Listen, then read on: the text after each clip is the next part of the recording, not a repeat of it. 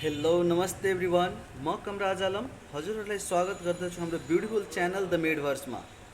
आजको हाम्रो यस लेक्चरमा we are going to study about human health and disease. Okay, and this is our first lecture on this chapter.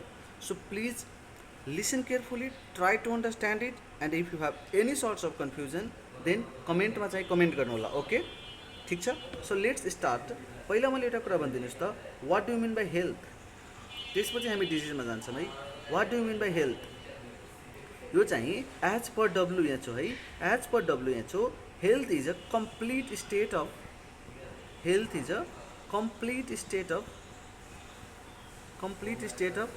Physical, mental and social well-being. Okay, health is a complete state of physical, mental and social well-being,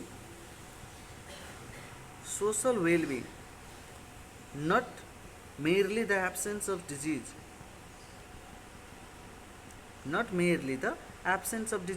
यो त हजुरहरूले आफ्नो +2 को text बुकमा हेर्नु भएको definition हो कि नै? Yes, not merely the absence of disease. अलिकति हामी डेप्थमा जाऊँ ल। हेर त, यहाँनिर डिजिज होइन, डिजिजको स्टडीलाई के भन्छ होला त हामीले? Study of cause of disease है। प्लिज ध्यान दिएर सुन है, स्टडी अफ कज अफ डिजिजलाई चाहिँ के भन्छ त? Study of cause of disease is known as etiology. Okay, यो मिस्टेक गर्नु भएन नि है। Study of cause of disease is known as etiology. But if someone ask you study of cause and spread of disease, यसलाई के भन्छौ त? Study of cause and spread of डिजिजलाई के भन्छौ त? इपिडेमियोलोजी है। प्लिज ध्यान दिएर सुन है, इपिडेमियोलोजी। क्लियर ल? Study of cause and spread of डिजिजलाई चाहिँ के भन्छौँ त हामीले? इपिडेमियोलोजी। त्यसो भए तिमीहरूको मनमा एउटा अझै क्वेसन आउनु पर्थ्यो, त्यसो भए प्याथोलोजी भनेको के हो त? Pathology is simply study of cause as well as diagnosis of disease. Okay, diagnosis of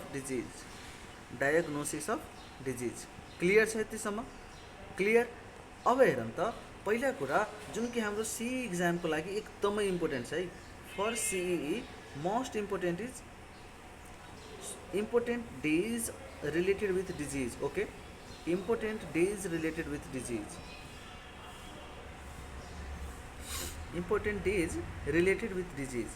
Please don't worry. Okay, I will teach you here all the concept that is related with your CE examination. More than enough. Okay, हेरौँ त यहाँनिर पहिला कुरा है, World AIDS Day कहिले celebrate हुन्छ त? World AIDS Day 1 December. Okay, 1 December. हजुरहरू साथसाथै नोट पनि बनाउँदै जानुहोस्। ओके ल, यहाँनिर हेरौँ त, वर्ल्ड एड्स डे चाहिँ कहिले सेलिब्रेट भयो त? 1 डिसेम्बर। त्यसै गरी वर्ल्ड टिबी डे चाहिँ कहिले सेलिब्रेट हुन्छ त? वर्ल्ड टिबी डे चाहिँ कहिले सेलिब्रेट हुन्छ त? मार्च 24। ओके, वा 24 मार्च। ठिक छ। त्यसै गरी हेरौँ त, वर्ल्ड पपुलेसन डे चाहिँ कहिले सेलिब्रेट हुन्छ त?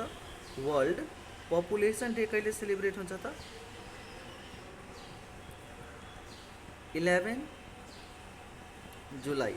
ओके, त्यसै गरी वर्ल्ड डक्टर डे चाहिँ कहिले सेलिब्रेट हुन्छ त? वर्ल्ड डक्टर डे चाहिँ कहिले सेलिब्रेट हुन्छ त? 1 जुलाई। र one of the very most important question for your C examination is that World No Tobacco Day है। टोब्याको त खानु हुँदैन नि त हामीले। वर्ल्ड नो टोब्याको डे कहिले सेलिब्रेट हुन्छ त? 31 मे। Okay, is it clear up to this much? अब हेरौँ त, यसले याद चाहिँ कसरी राख्ने? हेर त, कोही मान्छेले यदि टोब्याको खाइराखेको छ भने he or she may die, isn't it? यदि कोही मान्छेले टोब्याको खाइराखेको छ भने he or she may die. त्यही भएर उसको शुभचिन्तकले, उसको वेल विसरले के भन्यो भन्दाखेरि, if you eat tobacco for long time you may die. Okay, you may die. So you may डाईको मेबाट के सम्झिने त? मे मन्थमा आउँछ यो है। क्लियर छ? वर्ल्ड डक्टर्स डे है। वर्ल्ड डक्टर्स डे चाहिँ कहिले सेलिब्रेट हुन्छ त? वर्ल्ड डक्टर्स डे 1 जुलाईमा। How will you remember this? सबैभन्दा इजी तरिका भन्छ है तिमीहरूलाई। यहाँनिर हेर त world doctors day letter count गर है, 1 2 3 4 5 6 7 7 मन्थसँग करेस्पोन्डिङमा यो जुलाई हो कि नै। र यदि तिमीहरू सबैजना यति मिहिनेत गरेर पढिरहेको छ भने राम्रो डक्टर बन्न लागि पढायो नि त हो कि घाँस काट्ने डक्टर बन्न लागि पढायो, राम्रो डक्टर बन्न लागि पढायो। सो फर्स्ट नम्बरको डक्टर बन्न लागि पढायो नि त, 1 नम्बरको डक्टर हो नि। That is your 1 July. On 1 July world doctor day is celebrated. Is it clear up to this much? ल यतिसम्म क्लियर छ भने म तिमीहरूलाई अझै एउटा इम्पोर्टेन्ट कन्सेप्ट भन्छु ल, डिजिजसँग रिलेटेड। हेर त डिजिजको चाहिँ अलग अलग कजेटिभ एजेन्ट हुन्छ कि हुँदैन? डिजिजको कजेटिभ एजेन्ट अलग अलग हुन्छ कि हुँदैन? Causative agent of disease, okay, causative agent of disease.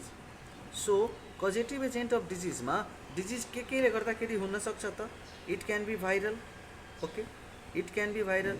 For example HIV, isn't it? For example hepatitis, hepatitis as well as we have common cold है। कमन कोल्ड पनि के हो त? भाइरल। कमन कोल्ड के हो त? हाम्रो भाइरल डिजिज हो। त्यसै गरी के हो त? Rabies, rabies. त्यसै गरी के त? Influenza. So these all are the viral disease. र मल्टिपल टाइम सोधिसकेको क्वेसन हो कि हाम्रो सीईमा, बुझ्यौ? एचआइभी त HIV virus itself. Hepatitis is caused by different sorts of virus. I will be teaching you hepatitis A, B, C, D, isn't it? Common cold is caused by rhinovirus. Common cold is caused by के त? rhinovirus, ठीक छ? Influenza and rabies, it has its own name. So अब यदि कुरा गर्यो भने bacterial disease, okay, bacterial disease. Bacterial डिजिजमा हामीले के सम्झिनुपर्छ त? एउटा भयो हाम्रो टाइफाइड, ओके, अर्को के छ त? हाम्रो tuberculosis, tuberculosis. And this two are very very important for us. Typhoid is caused by salmonella typhoid, salmonella typhoid. यो पनि आफूमा एकदमै इन्ट्रेस्टिङ स्टोरी छ है। So in our upcoming lecture I will be teaching you all this in very very detail. Tuberculosis चाहिँ कसले cause गर्छ त? Mycobacterium, mycobacterium tuberculosis, mycobacterium tuberculosis. Clear छ? त्यसो भएर त हामीले चाहिँ के गर्यो यहाँनिर? बैक्टेरियल डिजिज बुझ्यौँ, भाइरल डिजिज बुझ्यौँ है। त्यसै गरी फङ्गल डिजिज पनि हाम्रो सिलेबसमा छ कि नै? फङ्गल डिजिज, र यो पनि एकदमै इम्पोर्टेन्ट है, फङ्गल डिजिज। र यसमा पनि फङ्गल डिजिजमा चाहिँ तिमीहरूले नि पढ्यो होला क्यान्डिडियासिस, इजन्ट इट? क्यान्डिडियासिस है, candidiasis. And it is caused by Candida albicans, caused by के त? क्यान्डिडा, क्यान्डिडा एल्बिकेन्स। बुझिरहेको छु मैले बोलेको कुरा? क्यान्डिडा एल्बिकेन्स। क्लियर छ? ल यदि अझै तिमीहरूलाई फङ्गल डिजिज सोधिरहेको छ भने फङ्गल डिजिज अझै इक्जाम्पलहरू के हुन्छ त तिम्रो? रिङवर्म, ठिक छ, ठिक छ। र त्यसमा पनि सबैभन्दा मोस्ट इम्पोर्टेन्ट भनेको के हो त? हाम्रो एथलेट्स फुट है, athletes foot, okay, athletes foot. This one is very important. So अहिलेसम्म हामीले के गर्यो त? Bacterial disease, viral disease and fungal disease is clear, isn't it? Okay, त्यसो भए हामीले अझै के गरौँ त? प्रोटोजोन डिजिज पनि पढौँ न त है। प्रोटोजोन डिजिज, प्रोटोजोन डिजिजमा तिम्रो सिलेबसमा भएको 11 क्लासमा तिमीले जुन पढाएको छौ that is your malaria, isn't it? Malaria पनि के हो त? हाम्रो प्रोटोजोन डिजिज हो। र त्यसपछि तिमीहरूले एनिमल किङडम यदि राम्ररी पढाएको छौ भने त्यहाँनिर कालाजरको नाम त्यहाँनिर सुने होला, प्रोटोजोमा पनि सुनेको छौ है, kala-azar. It is caused by very famous Leishmania, Leishmania donovani, okay, Leishmania donovani. Clear छ? त्यसै गरी हेरौँ त अर्को सर्ट्स अफ डिजिज, अर्को sorts of disease we have helminthic disease, helminthic disease. Helminthic डिजिजमा चाहिँ के पढाएको छ त भनिदेऊ त मलाई? एस्केरिएसिस, एस्केरिएसिस। सो आजको हाम्रो यो छोटो भिडियोमा मैले तिमीहरूलाई के पढाएँ त? फङ्गल डिजिज के, बैक्टेरियल के, भाइरल के, कुन कुन डिजिज हो भनेर है, important days related with disease. And then we deal about some basic terminology है। हाम्रो अपकमिङ भिडियोहरूमा म यसरी नै एउटा एउटा डिजिजलाई एकदमै डिटेलमा पढाउनवाला छु है। सो हरेक भिडियोलाई त्यत्तिकै माया गरिदेऊ, यसलाई सेयर गर आफ्नो साथीहरूमा, र यदि बुझिराखेको छौ भने मलाई कमेन्ट गर है, ठिक छ? Till then take care, bye by.